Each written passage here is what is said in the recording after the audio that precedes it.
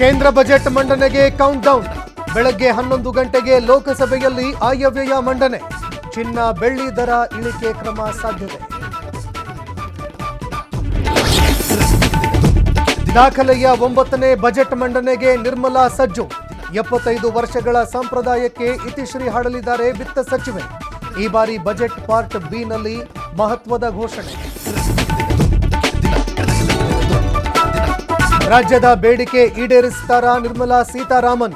ಮನ್ರೇಗಾದಲ್ಲಿ 2,000 ಕೋಟಿ ನೆರವಿಗೆ ರಾಜ್ಯದ ಬೇಡಿಕೆ. ಮೆಟ್ರೋ 4ನೇ ಹಂತಕ್ಕೆ ಹೆಚ್ಚಿನ ಅನುದಾನ ನಿರೀಕ್ಷೆ.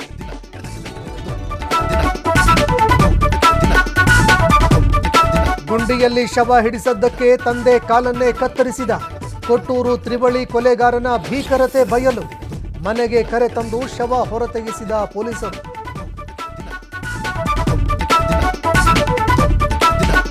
ಎರಡೇ ದಿನದಲ್ಲಿ ಚಿನ್ನ 18,000ಕ್ಕೆ ಇಳಿಕೆ. ಬೆಳ್ಳಿ ದರ 60,000 ಕುಸಿತ. ಎಂದಿನ ಬಜೆಟ್ ಬಳಿಕ ಮತ್ತಷ್ಟು ಇಳಿಯುವ ಸಾಧ್ಯತೆ.